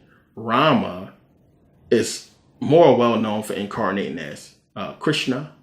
He is the 7th incarnation of Vishnu. And everything about Rama deals with reincarnation. So that's one of the first things that blow you away. When you start looking into Ramachandra, into Rama, and understanding, he's the 7th avatar of Vishnu. He incarnated as Gautama Buddha, as Krishna. So it starts to get you, digging into things. So what was his job? What was the job of Ramachandra in the Matrix? He was the power plant systems manager for recycling. Think about that. So you have Ramachandra dealing with reincarnation into, different gods. You have this Ramachandra basically dealing with the same thing, reincarnation. So let's go back to the Matrix 1. So the power plant systems manager for recycling. Go back to Matrix 1, Cypher. Remember, when Cypher was having a meeting with Agent Smith, remember what he said. And I'm not going to be able to play the actual Matrix scenes, of course, because of copyright. And they've been on my ass. I know they're probably watching my shit. And I don't want them to find one little thing to be able to sue my ass over because I'm putting out this information. But I know the rules. I follow the rules. Other rules as well. And anything I do put in my videos, my DVDs, meets fair use. So it's all cool. So, yeah, but I can't put the Matrix in there. I wish I could. It would just stand out more. But you can go and Google these clips. Now, as I was saying, Cypher, when he's having the meeting with Agent Smith, where he's about to basically betray the rest of the guys, what does he say? He said, okay, I get my body back to the power plant. You reinsert me into the Matrix. So you understand that the power plant is where Neo woke up at, where all those bodies was. So you got to make sure you make that connection. And understand when it's talking about reincarnation, when he's talking about the power plant system manager for recycling, he's talking about recycling the bodies and the souls of the people. So Ramachandra is all about reincarnation. This is dealing with reincarnation. This is the first biggest clue about everything. Everything else is just going to fall into place. Now also remember Morpheus explaining that the dead is fed intravenously to the living. So you have the recycling of the bodies to the living and the recycling of the energy or the soul into the new fetuses, the new babies that they was growing in those fields. So again, Ramachandra representing the reincarnation. You see it, it's clear. So now when we go and look at Rama, it's saying here, Rama is a Vedic Sanskrit word with two contextual meanings. In one context, as found in Atharva Veda, and Veda basically means knowledge. Atharva Veda basically means the process of everyday life. Atharva Veda states, Monir Williams, who was professor, it means dark colored black. So it's basically saying Rama and Monir Williams, who was an expert in Sanskrit and expert in Hindu studies, he's saying that Rama means dark colored black, and is related to the term Ratri, which means night. In another context, as found in another Vedic text, the word means pleasing, delightful, charming, beautiful, lovely. So we have Ramachandra dealing with reincarnation. You know, take the hint. Ramachandra, reincarnation. When we look at Rama, it's dealing with black, it's dealing with dark or dark skin. Take the hint. So we go to Kamala, which Kamala is short for the Hindu god Kamalatmika. I ain't going to be saying that whole name the whole time. I'll probably say Kamala because it's Kamala for short. Now, Kamala is the Hindu god of creation and consciousness. Whenever you see her, she's always depicted with water and with a lotus. Even though a lotus is called a water lily. So you have Kamala, you have the lotus, you have Osiris, you have the lotus, you have a bunch of other Egyptian gods in the lotus. The lotus is a symbol for rebirth, plain and simple. So Kamala is dealing with rebirth, just like you have Ramachandra dealing with reincarnation, rebirth, reincarnation, same thing. It's giving you a hint here, it's telling you something. So when you understand the lotus, let's look up what the lotus symbol really means. It says here, the lotus symbol, the water lily. Discover the history and religious beliefs surrounding the lotus symbol, which was one of the most important religious Egyptian symbols in the mythology of ancient Egypt. The lotus is used as a symbol in ancient Egypt art, representing the sun of creation, rebirth, and was a symbol of Upper Egypt. As a symbol of the sun, it is closely associated with Atum Ra, the sun god, and later Nefertum, lotus god of perfume. Lotus flowers, also called water lilies, open in the morning and close again at night, symbolizing rebirth and regeneration. The lotus flower water lily was also used to symbolize the deceased upon entering the underworld and the process of rebirth, regeneration, and reincarnation. So now Kamala, what was her job? Her job was interactive systems manager, which basically is like the consciousness or the energy, the consciousness of the computer, you might as well say. So you have her job, her itself, the Hindu definition of Kamala, the Hindu god dealing with reincarnation, just like you have Ramachandra. I'm going to save Sati, the little girl, for later, for last, because there's a lot of stuff we got to get into in between to understand her. Because remember, as we don't see Ramachandra and Kamala, we know in Revolutions at the end, we see a couple more parts that you have Sati. It's a reason for that. So we'll explain her later. Now, Neo himself is an incarnation. He is the sixth incarnation of the One. He reincarnated, 6 times. Basically what it's telling you, as the architect points out to him. He's reincarnated. So it's symbolizing, it's telling you reincarnating over and over again. There you have that symbology as I explained to you. So Neo, of course, represents you, white people, among other things. So now, in order for Neo to walk the path of the One or to become the One, he needed the Oracle. So you have the Oracle. The Oracle sends him to, the architect. Everything that she was talking about in part 1 and in part 2 and everything, Matrix Reloaded, was to get him to the source, which she said, you have to go to the source. That door of light, you've seen it in your dreams. What did you see when you walked through it? And he explained he's seen Trinity fall or what have you. So she leads him to the architect.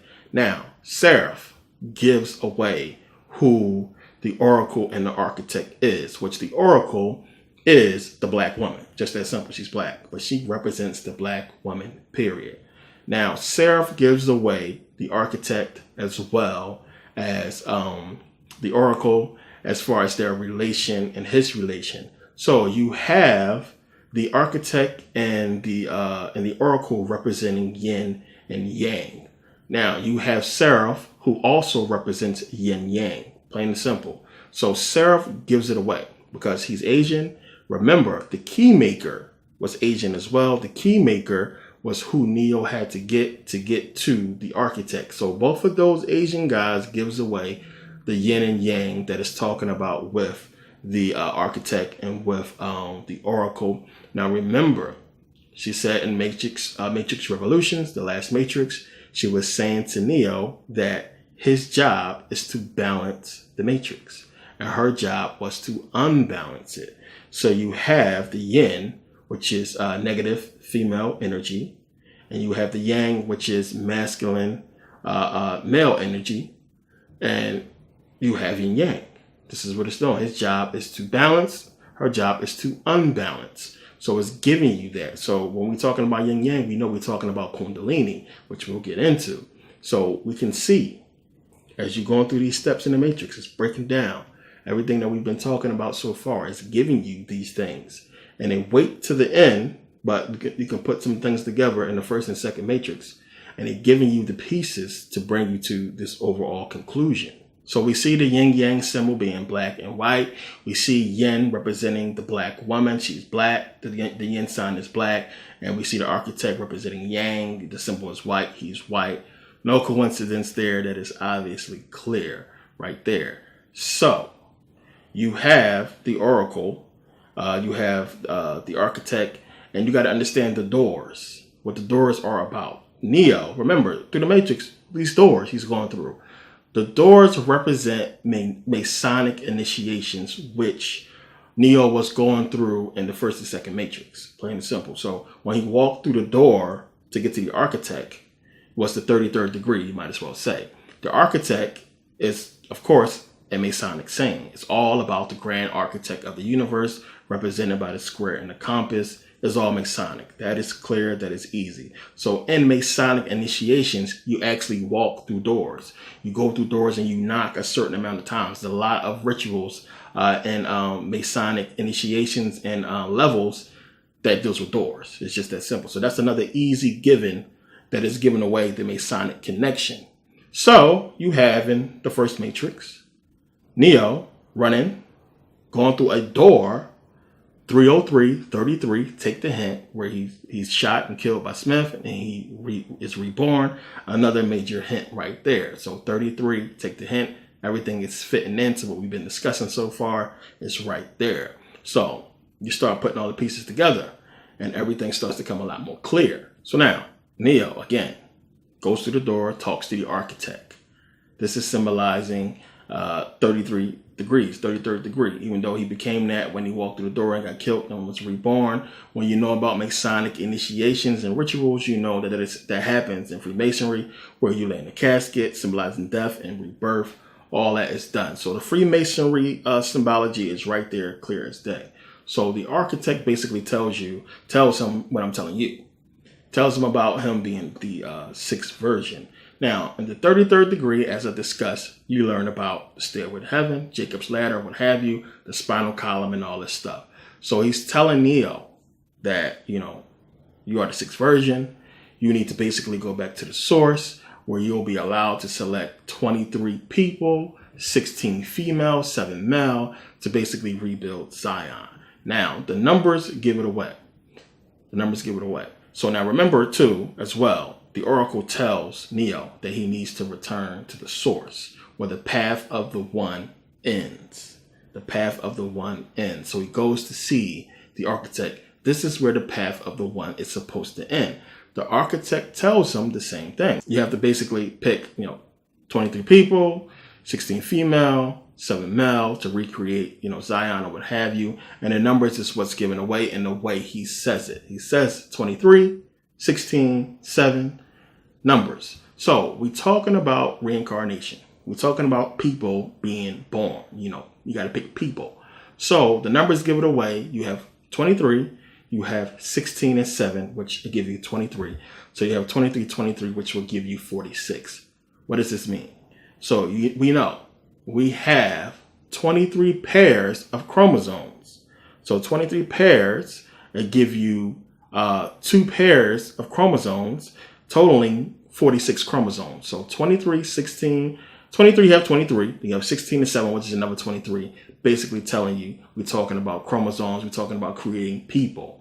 So in dealing with reincarnation, the source can only be one thing. What is the source? Where do we come from? We come from the woman. That is the source of us, of people. The source is the woman, and is given away by this numerology. So the source is clearly a woman, based on the fact that you can't get any kind of people without the woman, period. So again, the key that gives it away is the chromosomes, the numbers, the 23 and 23. Now, what's so important about these chromosomes is when you also get to the 23rd chromosome, the 23rd chromosome is unique to who? The woman. The woman has XX chromosome. Men, we have the XY chromosome. So 23, that number is symbolic. It really alludes to the woman and singles her out when you understand it's dealing with the 46 chromosome. So boom, you have woman being the source, which is clear, understandable. The source of us is the woman. And this is what we get into. So when you start digging into that thing, we know this is where it's going to lead us. So now you got to understand, again, source. So the source is the woman, but the source is specific to Neo. And as I said, Neo represents white people. So the source is specific to white people. So the source would be the white woman. And what he said, you go to the source and you basically pick these people, and a cycle is going to keep happening. You're going to keep reincarnating the cycle over and over again. It's metaphorically telling you that if you go back to the source, if you go back to the white woman, this is all that's going to happen. You're going to keep reincarnating over and over and repeating the cycle over and over again.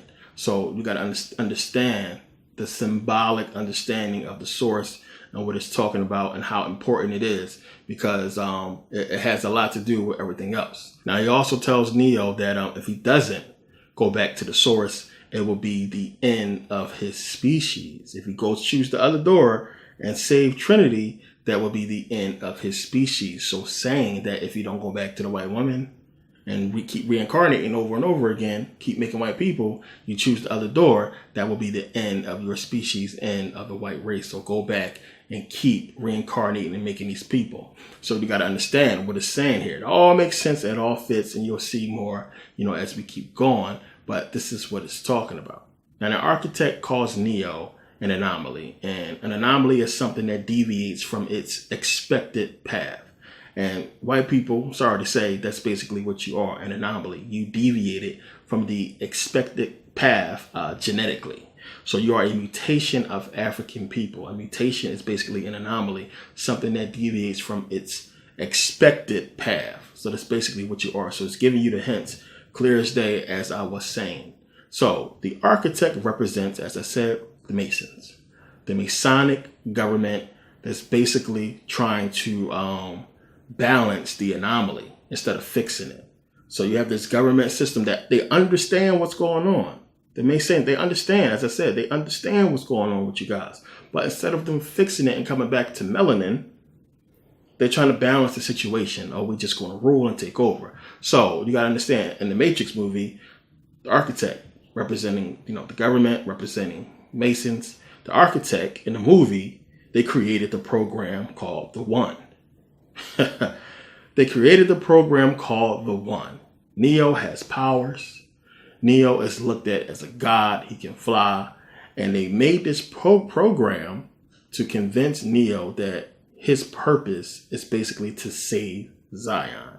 And to save Zion, he has to keep reincarnating.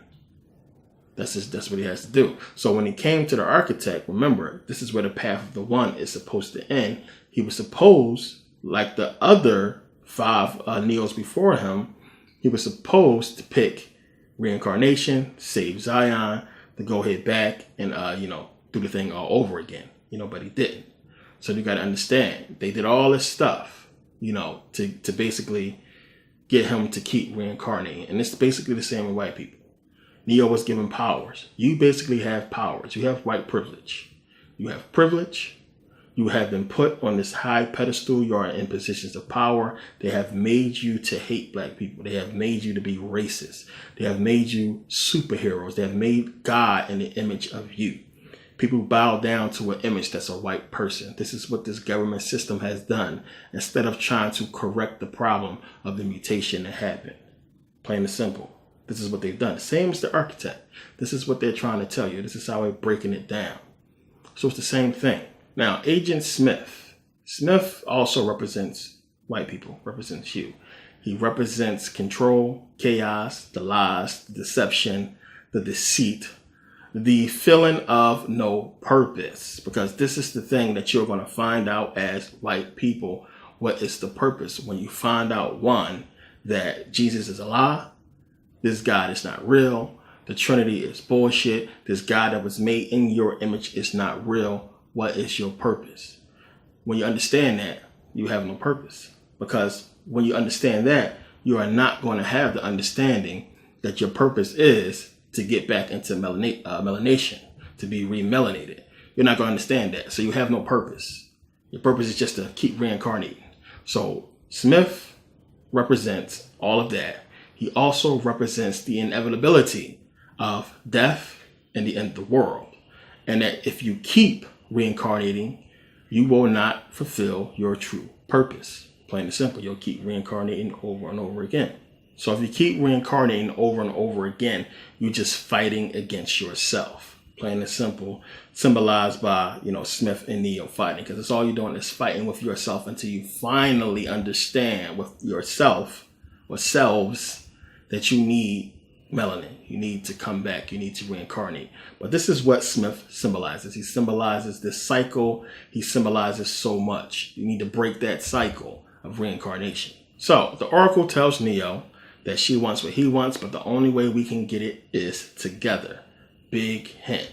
So at the end, when he's fighting Smith, when Neo and Smith is fighting at the end of Matrix Revolution, she says, through Smith, everything that has a beginning has an end. Neo basically trying to get him to understand that he needs to break the cycle. Everything that has a beginning has an end. This cycle does not. It's a cycle. You need to break the cycle.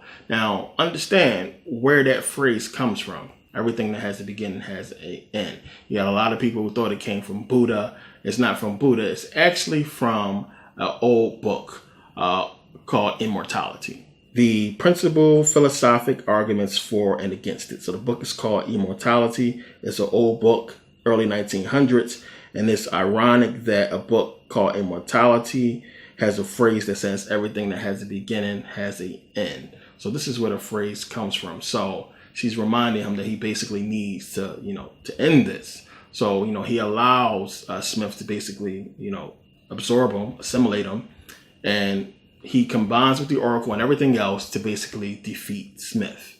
So now the Oracle, in Matrix Revolution, another major key to everything, as you already know.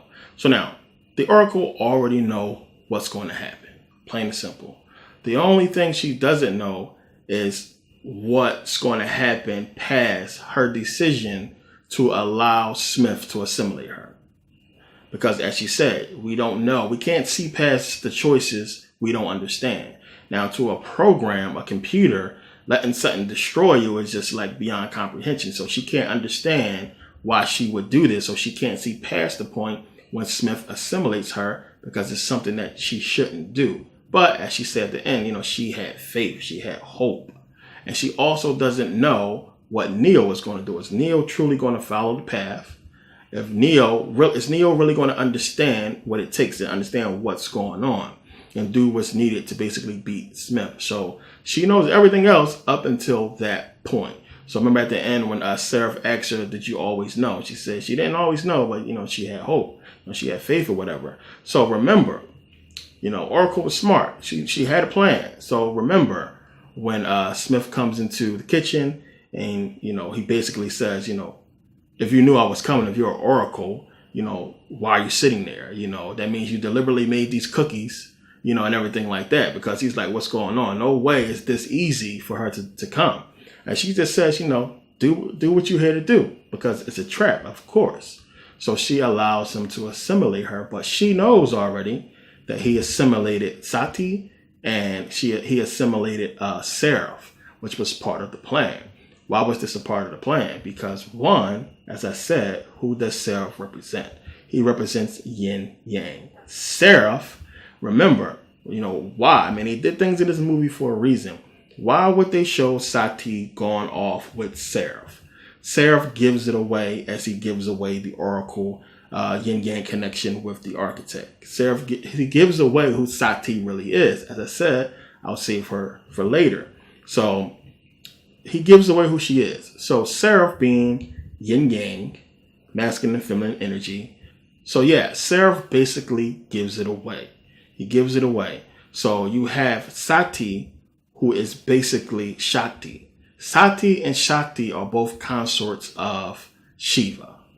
Plain and simple. The Hindu god Shiva. So again, we go back into Hinduism, as I talked about in Buddhism. All this stuff ties into each other.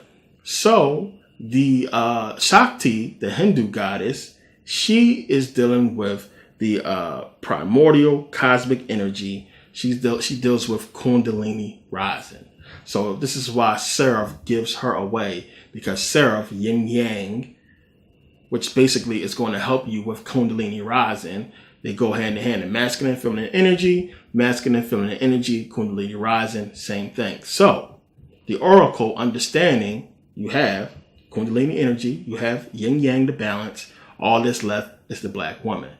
He absorbs her. He basically assimilates her. You have all the building blocks to give basically the white man melanin, to get him what he needs to get this energy to the pineal gland. All that's left is for him to make a choice. Plain and simple. So Neo, everything has a beginning, has an end. Neo, break the cycle. So when he allows Smith to basically assimilate him, he goes in with the Oracle, the black woman, yin yang, masculine and feminine energy, Kundalini rising, all in one. Boom. Melanin explosion. You might as well say light. Boom. Destroy Smith. Everything is fine. Basically what it's coming down to. I'll take my bow now. That was a mouthful. But that's basically what it's telling you. That's basically what it's talking about. Everything fits. So now also remember, what did Sati do at the end? Remember, she made the sun come up. And she said, it's for Neo. Now they said, yeah, will we see him again? And she said, I suspect so. Why? He's being reborn. The sun rising symbolizes rebirth, but also Kundalini rising. She said it's for Neo because now Neo has the sun. He has the pineal gland. He was reborn. Also remember when Trinity and Neo is basically going to the machine city and they go up above the clouds. What do they see? The sun. Beautiful sun. Symbolism here. What happens after that? Trinity dies. She dies. The whole ship comes down. Boom. It's over. Symbolic. It's all symbolic. And I hate to say it like this, but it's symbolic to the white man saying, in order for you to get the sun, true God, Kundalini rising, all that, you got to get rid of the white woman. Plain and simple. It is also saying, when you look at Trinity, she loved Neo, but she followed him to her death. And that's what it's saying. If you keep following this white man, he is blind. Neo was blinded by who? Bane. Bane, the bane of his existence. White man, who was Smith. The bane of your existence is this white flesh, this white man. That's the bane of your existence. You have to get rid of it. So to white woman, the same thing. You keep following this blind white man, he's going to lead you to your death. And I ain't trying to be nasty or nothing like that or be funny, but I don't think it's a coincidence that she was penetrated by steel rods, black steel rods. So I ain't trying to be funny, but they crazy for doing that. But this is what they're trying to say. This is what they're trying to say. So you got to understand, the true savior is us. Plain and simple. Masculine, feminine energy. Kundalini rising. Melanin. You need to be reborn into a melanated person. Understand everything that it's giving you. It's giving you all the hints. It's talking about everything. So when you look at the Matrix, when you look at the movie, Neo was helped by black people. Plain and simple. If it wasn't for the Oracle, black. Look at everybody. Look at the cast. You have Morpheus, Neo. We have Morpheus. You have the Oracle, black. You have, if you remember from the first, Tank and Dozer, black. All these black people is trying to give you the hint that you need these black people to help you. But also it's giving the hint of unity. That together we need to do this. We need to make this happen because it's for a better good, for a common good. And I know it's going to be a lot of black people that say, well, why should we help them? Why should we help these people? Because they need to come to this understanding. Because believe it or not, when this happens, and I don't like to get into all this talk, a lot of people will talk about, the earth jumping to the fifth dimension and everything like that. To me, the end of the world is the end of the world. A lot of people are going to die. A lot of people are going to reincarnate, and a lot of them will be black. You have to understand that because they are not getting this information. They ain't treating their bodies right, and they will not be able to make the shift from the third dimension to the fourth dimension. To the fifth dimension. It's just that simple. So black people are going to get stuck here, and white people need to get this into their consciousness and either do what's right and reincarnate, get melanin back in them, or get this knowledge in them. So eventually, when they do come back to whatever is here, they have some kind of knowledge. And because, this knowledge is going to need to exist. They're going to need to be able to tap into it and recall it, because you might get stuck because you're bullshitting. A lot of people might get stuck. You have to get this. I know it sounds crazy. A lot of people still don't want to believe it after all the proof.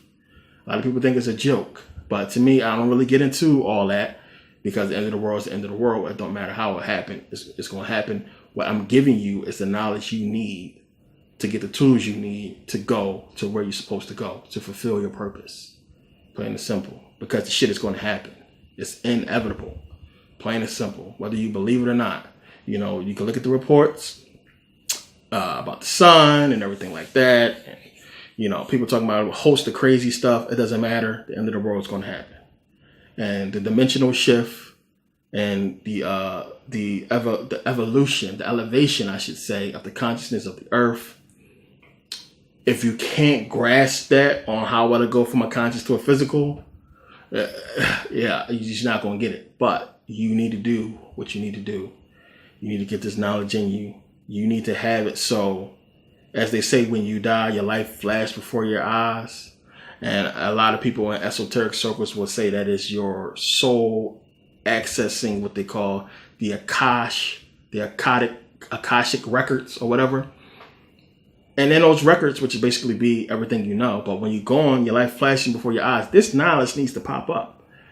And it needs to be a connection, which will result in, explosion of knowledge, which will give, you that power, the one. You will be knowing, you will know, I don't need to reincarnate. I don't want to reincarnate. Let's not go back here. So it's a lot that's going to happen. It's a lot that's going to go on. A lot of people need to understand this. And you got to understand, when people was doing their research, when Crowley, if we start reading about the end towards Crowley's life, he found this out. He knew it was a certain point he couldn't go beyond because he wasn't black.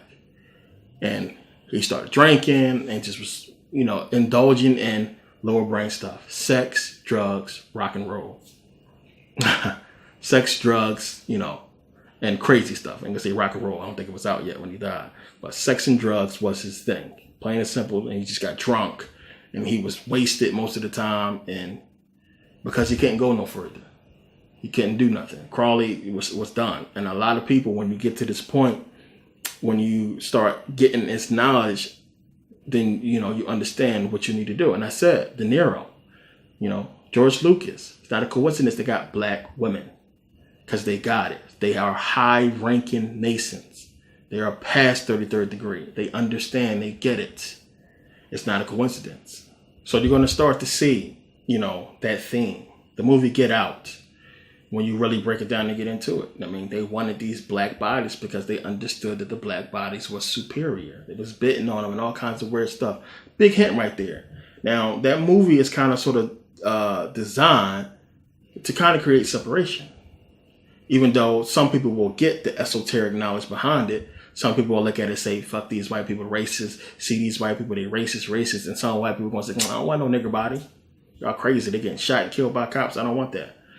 It creates this negative stereotype. It creates separation. It is what it is. All the movies coming out with, all this 12 Years a Slave and, NWA and all these movies that just pound on racism. Separation. Because in separation, you will not come to this conclusion that I just gave you. You will not come into this knowledge because you're constantly hating each other. Hate. The reason why Neo went back into the Matrix, why he chose the other door, is because love. He loved Trinity. And that's the hint it's trying to give you. The reason why you got to come together and do this is because of love. Love conquers all. He basically sacrificed everything because he loved that woman, even though she died, but symbolism in that. But that was the reason. Plain and simple. So, that's the hint there, man. You got to really, a lot of people just really fake themselves out, and they just really get into stupid, weird shit based on, what they've been programmed with. And it's crazy. You got to break out that program and understand what it's designed for. And it's one of those things, like, I know how serious this stuff is. And I know you guys, a lot of people still going to be skeptical about it, but I tried to convey this information to you the best way that I could and get you to understand and really grasp this information. And again, watch this again. Understand, you got to do research. You got to really look into it. And I hope that a lot of people really get this message and understand what it's talking about. This is basically a major part of what I'm talking about, what my message is about. As everybody know, I'm about unity. I'm not doing this, because I hate white people or because because I'm mad, or I'm saying this stuff because I'm jealous or anything like that, or because I'm Afrocentric. I'm not saying all this stuff because I have a white wife or a white girlfriend or anything like that. I'm not saying this stuff because I just want to say it. It's facts. It's proven stuff. Plain and simple. I'm not saying this stuff just for nothing. No, I don't hate white people. I have a lot of white friends. No, I do not have a white girlfriend or a white wife. I just have white friends. I have white people who I know and care about, who I conveyed this information to, who accepted it. Long time ago, actually. So they really get it. They really understand. It's not something that you can just easily do because of the way our society is set up. It is looked down upon to have a mixed relationship. It's looked down upon to be pro-black if you're white. It's looked down upon to be pro-white if you're black. Everything they put out there in this system is designed to separate us, so we don't understand what I just told you. And, it's going to be up to people to really do their own research and get this information and get it into them and accept it and understand what this stuff is all about and how they really need melanin and how they really need to get this knowledge in order to continue. So this is my video. This DVD was important. It's a big chunk, again, of what's going on. And I got a lot more coming. As I said, I'm going to Kemet, going to visit Egypt in a couple weeks. I'll be there. I'll live stream from there. You guys who made it to the end of the DVD, definitely comment on Instagram about the video, what you thought, what have you. Comment on Facebook, comment on YouTube as well. Leave some comments. Let me know what you guys think, and if you really understand what I'm saying, because a lot of people just not gonna get it. This shit gonna go over a lot of people's head, and they gonna be thinking a bunch of stupid shit instead of paying attention to exactly what I said, because I can't lay it down any more clear than that. So yeah, I want to thank you guys for taking the time to watch, for purchasing and supporting. I really appreciate it. And I have a lot more to come. I'm really going to go hard and getting these videos back on YouTube as I used to. I just didn't have time. In the process of moving again, in the process of doing a lot of things. So I'm kind of backed up, and I wanted to get this out. And because I know a lot of people was hung up at the end of Buddhism too. And this one is definitely going to connect the dots for those who didn't really get it. So this had to come out, and a lot more to come. But yeah, well, thank you guys for taking the time to watch. See you guys next video.